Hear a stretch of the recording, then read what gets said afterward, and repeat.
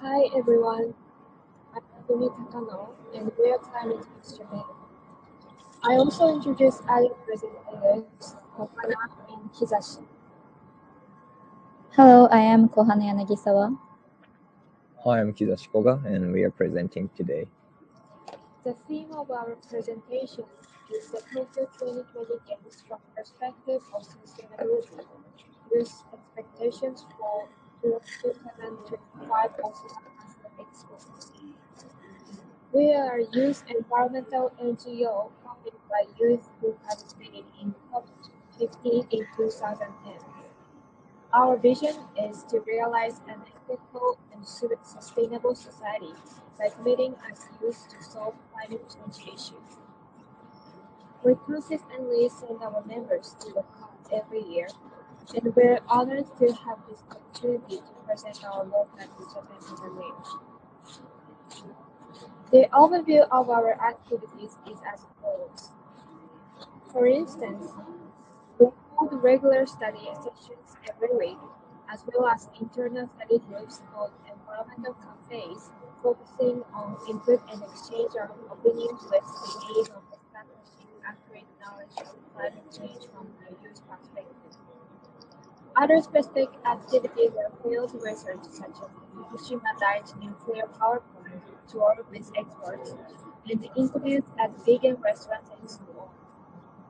We actively seek ways to interact with other members and take initiative with young people too. Here's today's agenda. First, we're going to introduce some positive evaluation points from the Tokyo 2020 Games on sustainability as a non-governmental organization that has been researching and disseminating information on the sustainability of the Tokyo 2020 Games from COP23 to COP25. Second, point out three negative information, construction, and resources for the Tokyo 2020 Games from the youth perspective and propose some solutions. Third, introduce some attempts and goals of sustainability and our concerns for Osaka Kansai 2025 Expo. Then finally, declare some concrete actions to promote sustainable values in society and introduce 1 million Sustainability Ambassadors Development Project by Expo 2025 Osaka. Now, I'd like to begin by talking about some positive points for the Tokyo 2020 Games. Here are 5 of the most exciting attempts realized at this time. First, let's talk about carbon negative. The Tokyo 2020 Games was the first ever to be held in a carbon negative environment. The pre-game committee's final estimate was 2.93 million tons CO2 compared to 3.3 million tons for the London Olympics, and collected a total of 3.14 million tons of credits from the Tokyo metropolitan area to offset carbon emissions. However, some foreign media pointed out that it's difficult to determine whether the carbon offset is worthwhile. The Tokyo 2020 Games canceled out carbon footprint by purchasing carbon credits, which is for financing local projects reducing greenhouse gas emissions equivalent to around 4.38 million tons of CO2. However, among activists, it's regarded as controversial because it seems a big business of paying for a quick fix rather than seeking to overhaul their operations.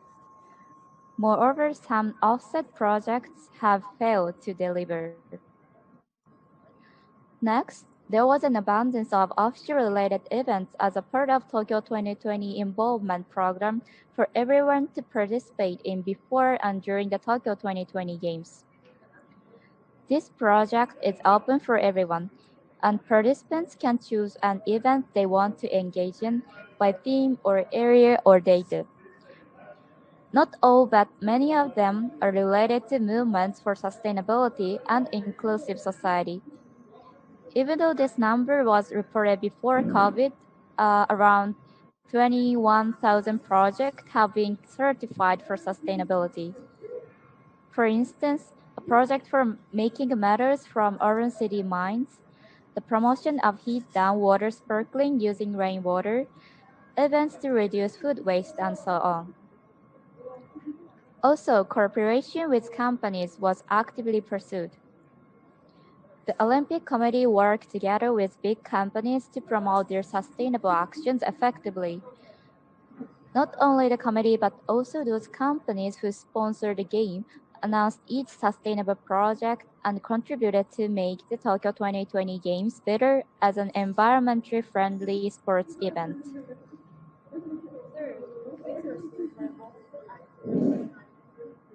Let us use that the Tokyo 2020 Games are unique enough to reuse. The Tokyo 2020 Games continue to let the small appliances, such as phones and computers, 1,300 educational institutions, and 3,100 In addition to that, electronic boxes were set up every post office all over Japan, and the partner companies of games also accepted donations of used phones. With their positive cooperations with the country, the Olympic Committee achieved producing all the medals with recycled materials. This project was often reported on TV, and we think highly of it because of its sustainability and lots of cooperation from a very proposal sector.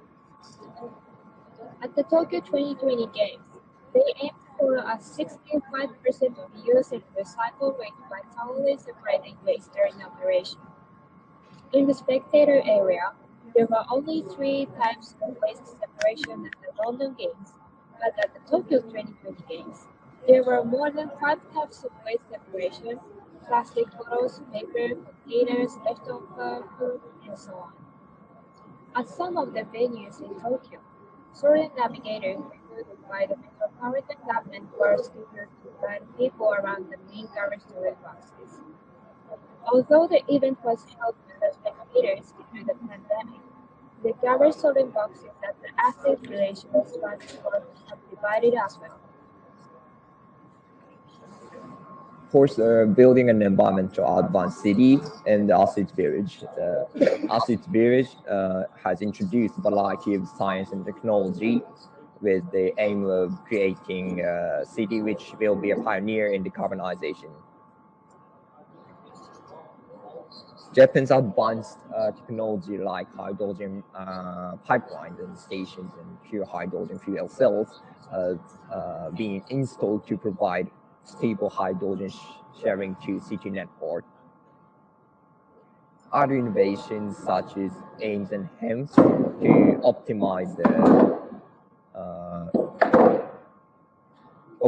energy use and coupled beds were also creatively used.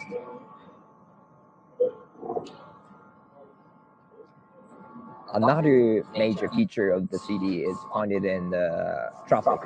According to the pre-games forecast, the proportion of electric vehicles which were provided for the Olympics is expected to be around 90%, with the number of EVs and FCVs. And this is the largest number ever for the Olympic Games. And transportations by BLT, and it is a bus rapid transit, has been improved even after the games. The BLT infrastructure of the Athletes Village will become a widespread urban transport system that is both functional and flexible, linking the waterfront area with urban areas. However, it needs to be investigated whether the supposedly clean hydrogen, which is currently used in Japan, is clean or not. Lastly, the spread of the forest certification system nationwide is also invariable.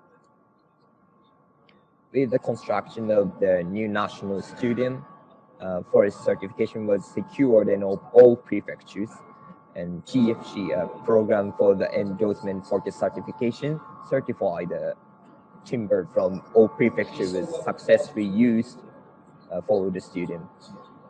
However, the TFC certification is based on the mutual recognition, and this is not the same as FSC certification, which is an international forest certification. Thus, it has been pointed out that PFG is not as rigorous as FSG. Second, I'm going to point out 3 negative points: information, construction, and resources for the Tokyo 2020 Games from the youth perspective, and propose some solutions. First, information. Even though there have been great attempts for a sustainable Olympic, we might need to mention that these attempts and even the Tokyo Olympic itself were not really recognized by citizens, including foreigners. From us, Japanese citizen side, we do not think it was enough regular updates for letting citizens know what sort of activities they have conducted towards making the Olympics sustainable, both during the preparation and also the actual festival period. Moreover, as far as we have researched on the internet, not so many foreign media cover the Japanese attempts. Therefore, we would like to suggest that it would have been effective if the Tokyo 2020 Games Committee had launched a website where people can easily access and see their sustainable actions visualized by field. Creating a banner on the main website authorized by IOC could be a solution for that as well. And another suggestion is showing a sustainable achievement as a graph, such as showing the amount of electric power consumption per time on TV screens, where the majority of Japanese people can attach the connection between sustainability and a big global summit subconsciously. To inherit the Tokyo 2020's outcome, both good and insufficient points to make the World Summit sustainable, it's not too late to visualize them all.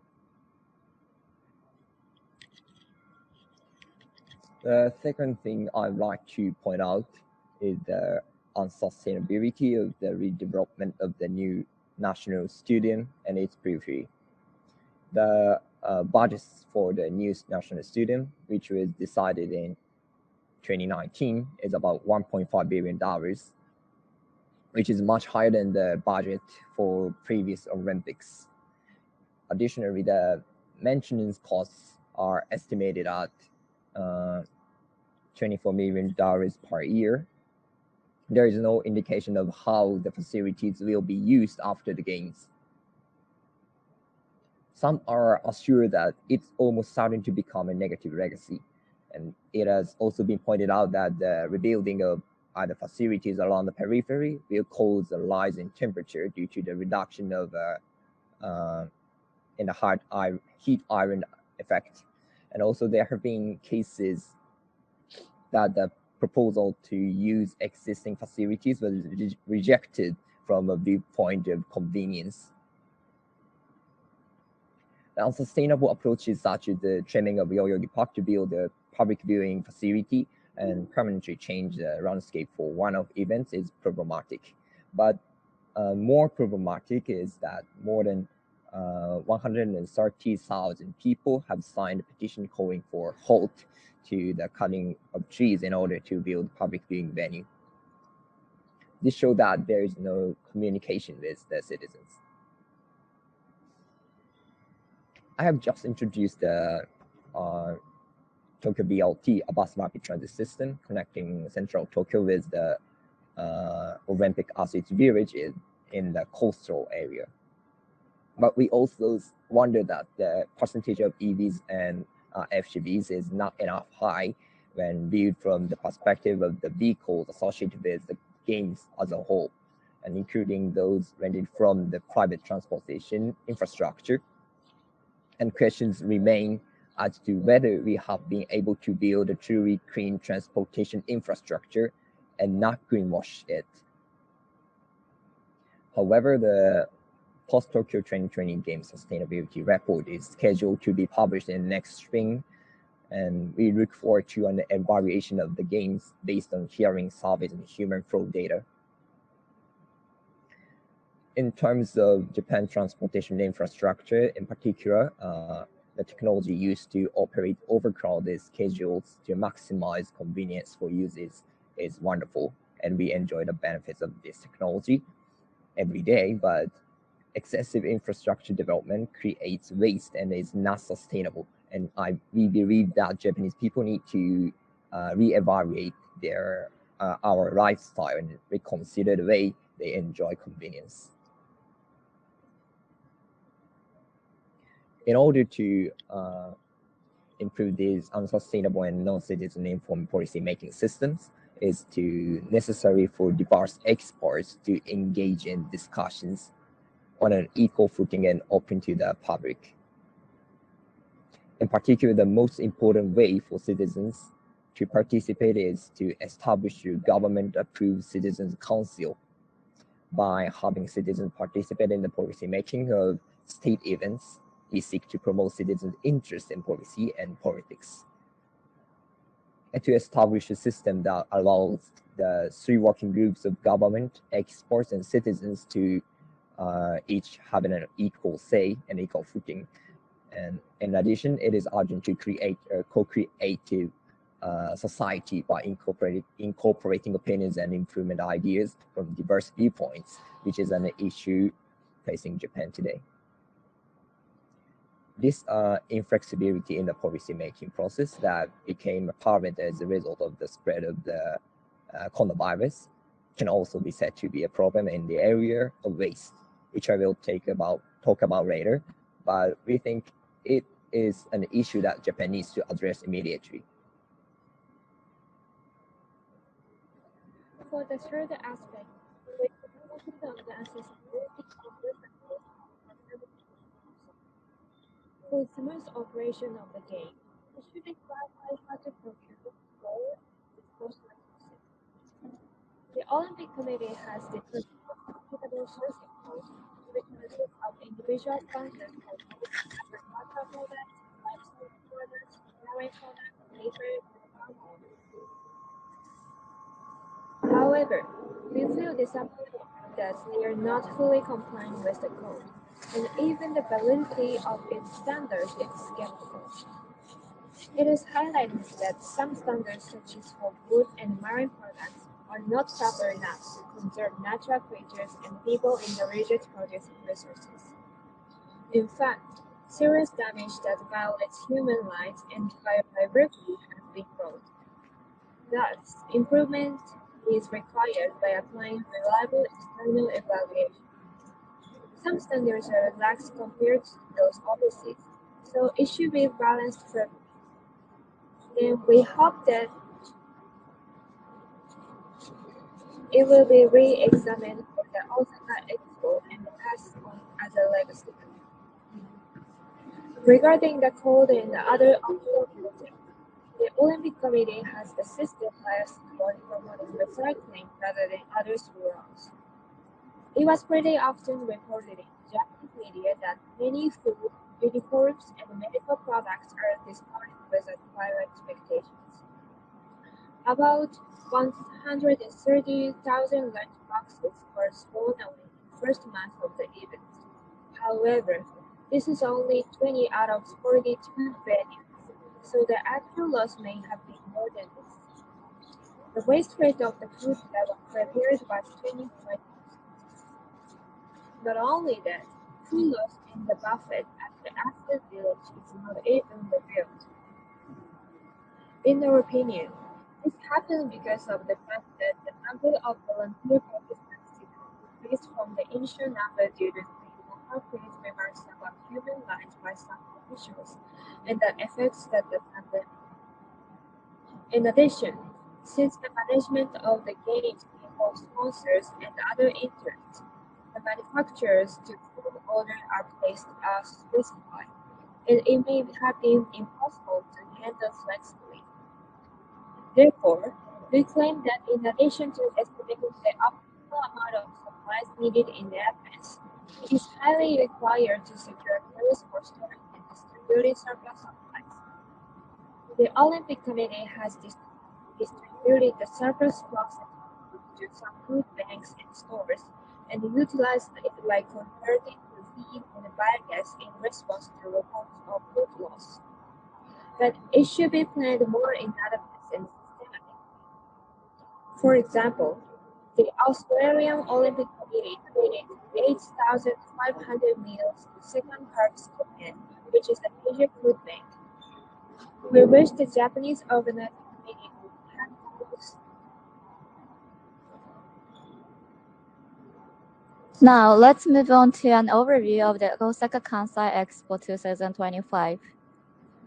The main theme is designing future society for our lives. And by following that, they're collaborating with the world and showcasing the future society.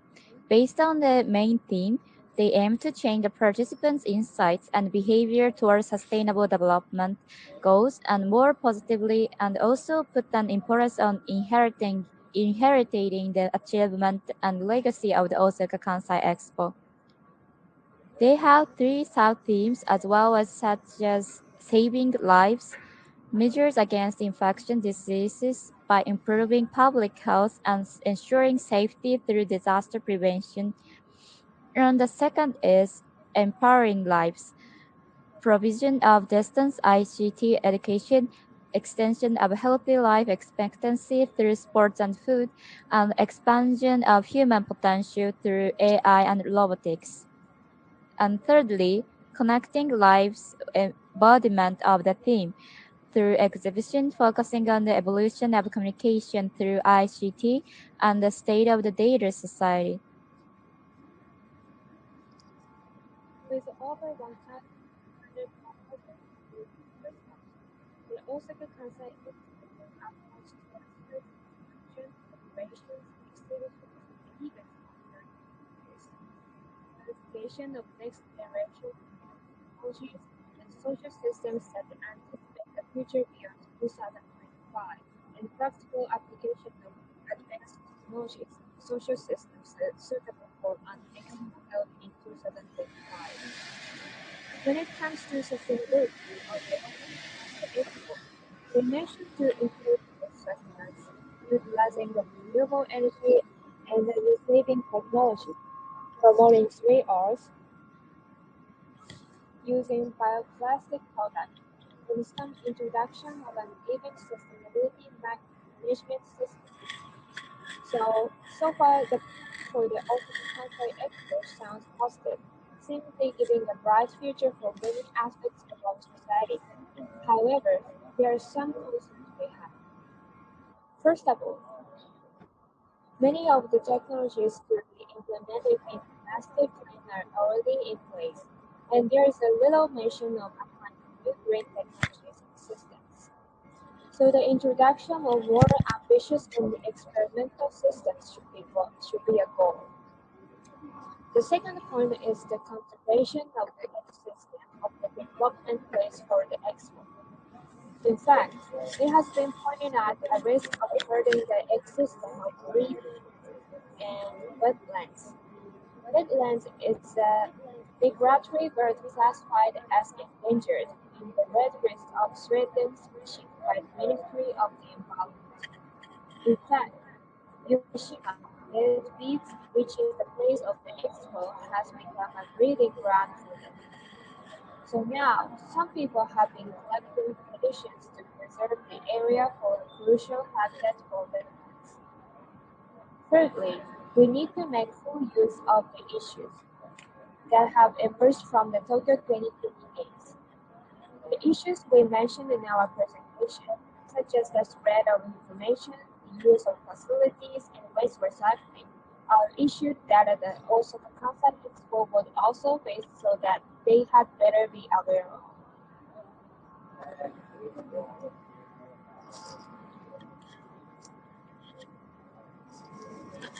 At the end, we would like to introduce our project to ensure sustainable Osaka Kansai Expo 2025. And we are currently promoting the 1 million ambassadors development project to empower citizens' awareness and sustainability in preparation for Osaka Expo. First of all, let me give you an overview of the project. The Team Expo 2025 and the Osaka University Social Solution Initiatives will play a central role to create collaboration between industry, academia, and the private sector, and to raise awareness of sustainability among Generation Z and other citizens. and develop 1 million ambassadors. And it also aims to further improve the sustainability of the Osaka Kansai Expo through co-creation between companies and youth on an equal basis. This is the roadmap of this project, and we will be holding online sustainability workshops for a wide variety of citizens, including young people, to learn about the basic system of why climate change is happening and what a circular economy is. Climate Youth Japan will learn together with you, and we will be in charge of